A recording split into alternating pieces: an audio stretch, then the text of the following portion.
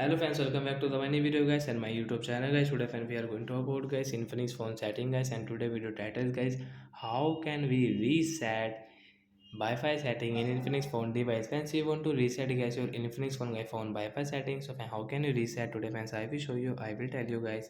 So before starting video friends, first of all go and subscribe the channel guys, click the bell icon, like the video. Friends, open your phone setting to reset guys your Infinix phone Wi-Fi setting guys. After on phone setting guys, scroll it, and friends you can see guys your phone system setting guys. So guys, we will click on the phone system setting guys, and guys you can see guys reset option guys, we will tap here.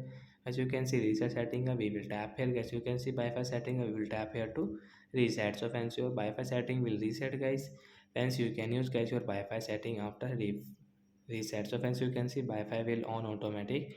So guys, you want to connect any network, so guys you can connect and you can use it from here guys.